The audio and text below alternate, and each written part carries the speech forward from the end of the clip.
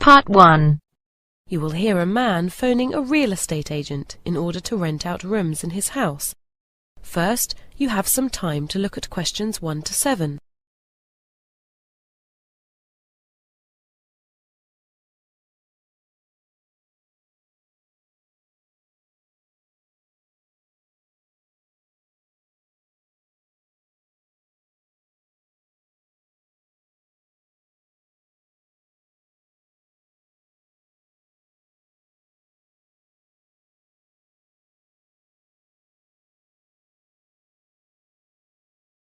Now listen carefully and answer questions 1 to 7. Hi, Bellingham Real Estate Agents. Could you hold, please? Okay. Sorry about that. What can I do for you? Yeah, I'm looking for some tenants for my house, and I was hoping you could advertise it for me. Sure, no problem. Is it here in Vancouver? No, it's just outside in Richmond. Very nice. It's a house, you say? Yes, it's a family house. It's 2-story, quite modern. Right. And you're wanting to rent out the whole place, is that right? No, just 2 rooms are for rent.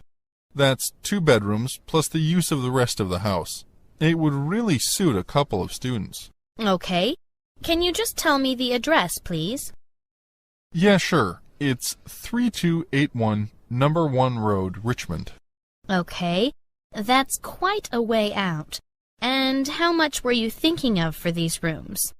I thought $700 per room would be a pretty fair price. Is that per month? Sure. Okay. You'd get at least 1,000 if you were in Vancouver. Yeah, I know. Any other costs? Just the cleaner who comes once a week. Cleaner, okay. And how much would your tenant have to pay her? Actually, it's a guy, and that would be another $30 a month for the cleaning. Okay. And is it nice? I mean, is it got a view and things? Sure. It looks out over the ocean.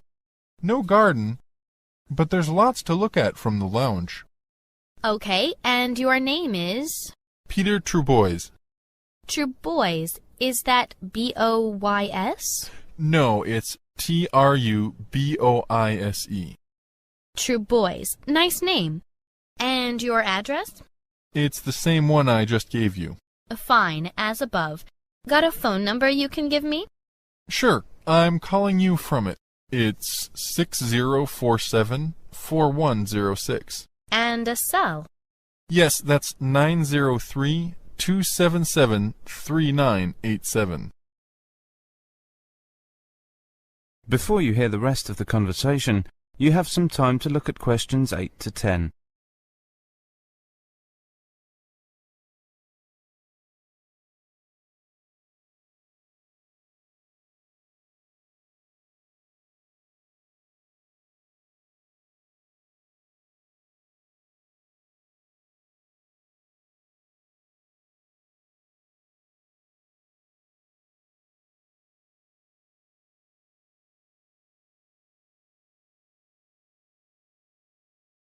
Now listen carefully and answer questions 8 to 10. Now, let's get down to the serious stuff. What have you got in the kitchen? A fridge, of course. Yes, a fridge. And there's a dishwasher. Got facilities for washing clothes? Yeah, a washing machine in the basement and a dryer too. Okay. Gas or electric stove? Electric. And in the kitchen there's a microwave as well. Fine. Now what about the house? Anything worth mentioning? Sure. There's a room for playing ping pong and pool. Great. And how's it heated? It's got central heating, but no fireplace. That's too bad. I like an open fire in winter. Air conditioned? No. No conditioning. I suppose you've got a TV? Sure. Cable? Afraid not. I've never gotten around to putting it in. Fine. What sort of tenant are you looking for? Students, you said? That's right. Although it's quite away from the university. I guess they'd need a car. That's true. Still, there's a shopping mall just a block away. I'm looking at a map right now. Yep, just a small one. No movie theaters or anything like that. We're right by the beach, though, and that's something. Sure, especially in this weather. I wish I was there myself. Any other entertainment in the area? There's a cocktail lounge on the corner, and a couple of hamburger joints. You'd have to go downtown for a movie, though. Oh, and Boyd Park is only a couple of 100 yards away. Okay, Mr. Trubois, I'll post this up for you, and I hope you have some luck. Thanks. Bye. Bye, and take care. Sure, thanks. That is the end of part 1. You now have half a minute to check your answers.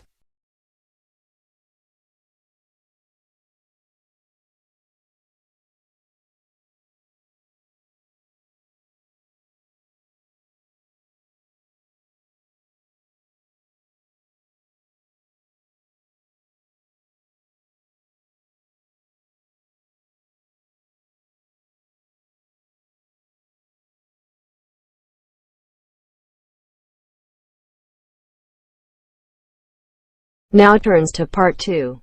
Cut 2. You will hear a talk on an organization called Worldwide Student Project. First, you have some time to look at questions 11 to 17.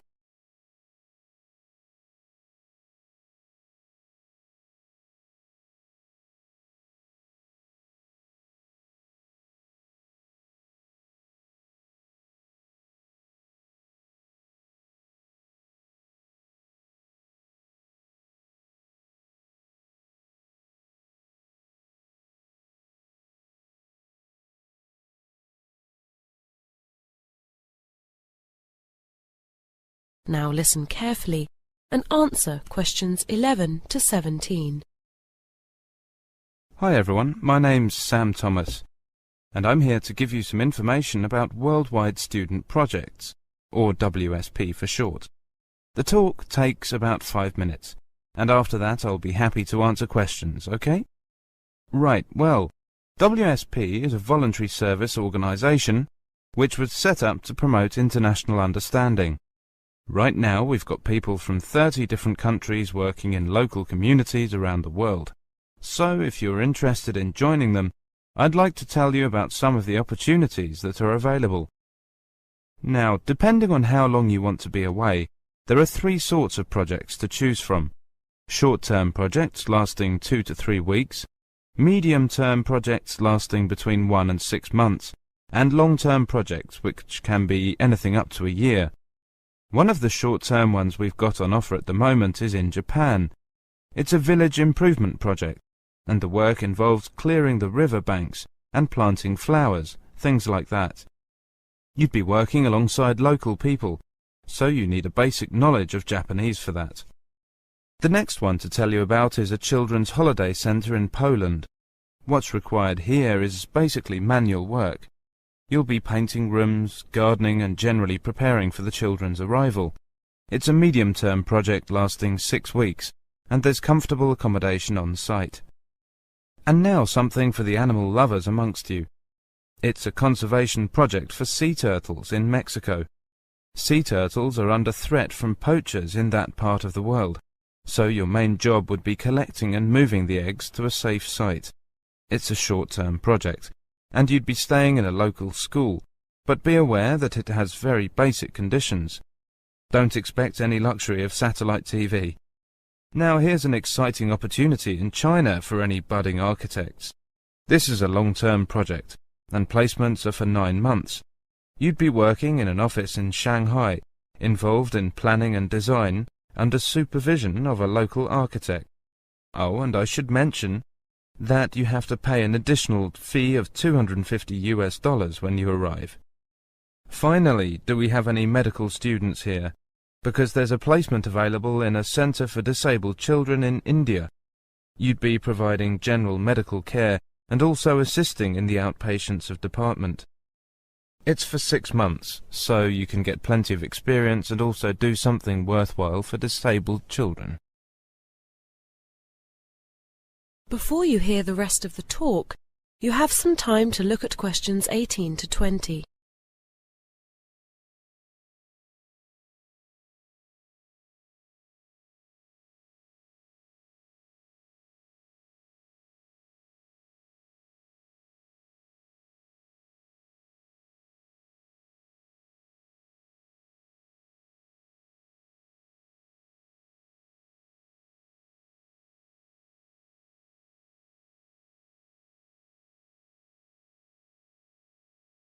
Now listen carefully and answer questions 18 to 20.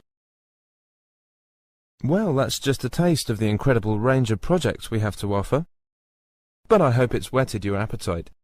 And in case you do decide to apply, let me tell you what happens next. First of all, you need to fill in an application form and send it to us. Oh, and you should also include a passport photo, by the way. Once we've received the form and photo, we process them and then we send you a welcome pack containing general information about the program, together with the formal terms and conditions. These terms and conditions are basically a list of responsibilities on both sides, yours and ours. What happens if you want to leave early, etc. And you also get a detailed questionnaire, which helps us identify a suitable job for you. Then, about 1 month before you leave, you'll receive all the details about your particular placement. And I think that's about it. Oh, I never forgot to mention, we've also got a website. The address is in our brochure. Now, are there any questions? That is the end of part 2. You now have half a minute to check your answers.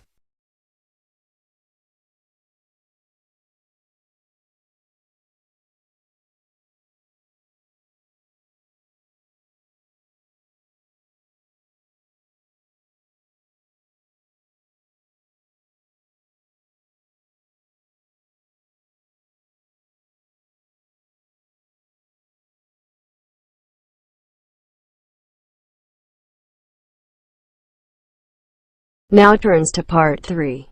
Part 3. You will hear a conversation between two students. First, you have some time to look at questions 21 to 30.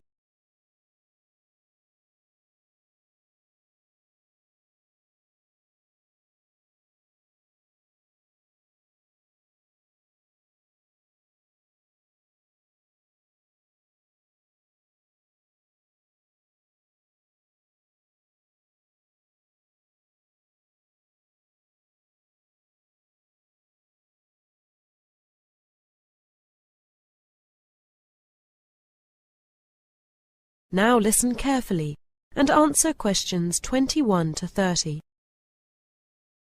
Decided what you're going to join yet, Sarah? Well, I want to do something connected with media and journalism, but there's such a lot to choose from. Isn't there?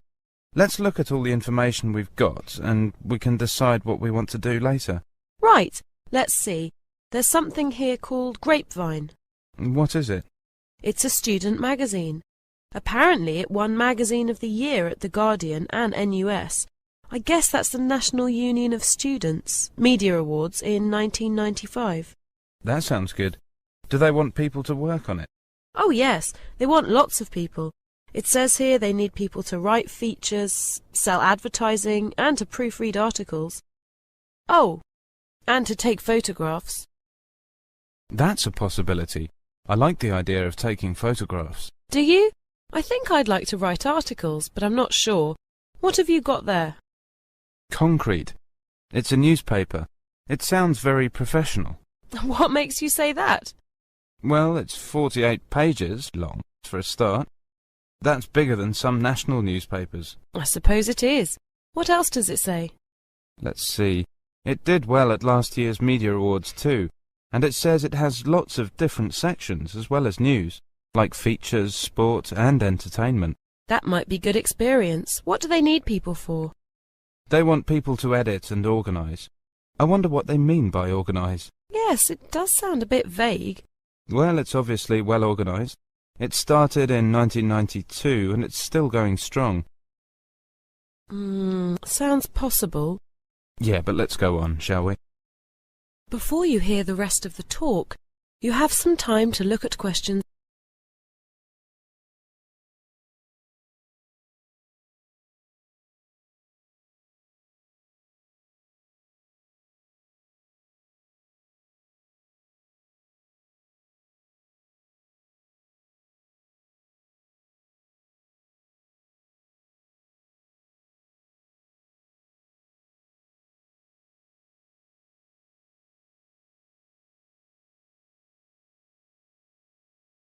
Here's something a bit different.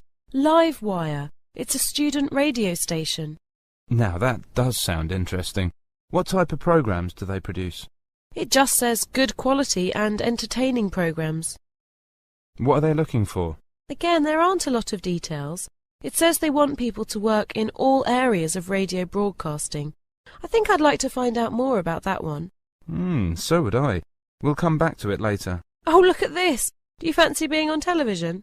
Don't tell me there's a student TV station as well. Yes, there is. It's called Nexus UTV.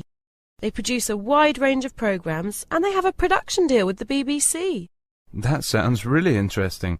Is it difficult to get into? I don't know. I don't think so. They want a lot of people. Actors. I used to act in school plays when I was about 10 years old. Well, maybe acting isn't for you, but they also need people to direct programs, to read the news, and to be comedians. I could see you as a comedian. Should we go for that then? Maybe. Let's look at what else there is. I think there are two more. Yeah, something called Notice Board, whatever that is, and Student Web. What's Notice Board about? Well, it's a magazine with lots of local information. Doesn't sound all that exciting. Well, if you change your mind. They want people to write articles and to produce the magazine. I don't think so. Let's look at Student Web. OK. Well, we've had the radio station and the television station, so I suppose we have to have the website. It's quite a big website. Look, there are 1,000 pages. What sort of things are on it? Well, there's information about shops and entertainment, but there are also features and a news service. They want people to write websites. Writing websites sound a bit too technical for me. But they also need people to do some graphics and to write articles. I still don't think that's for me. What about you? No, it doesn't really interest me either. I like the sound of Grapevine, Livewire and Nexus UTV. Yeah, those are the three I'd choose. But we're only going to have enough time to join one club, so let's go back and look at the information on those three again. OK, first... That is the end of part 3. You now have half a minute to check your answers.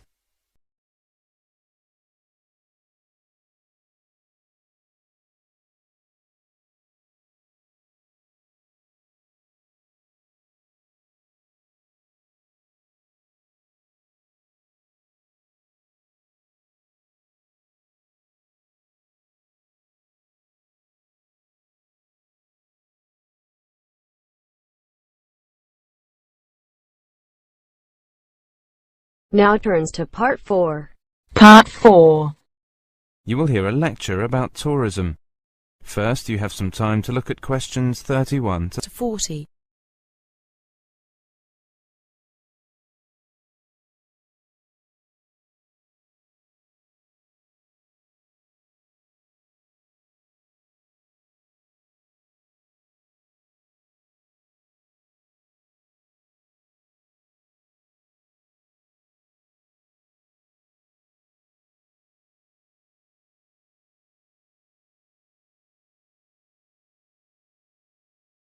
Travel and tourism is the largest industry in the world, but calculating its economic impact is quite difficult.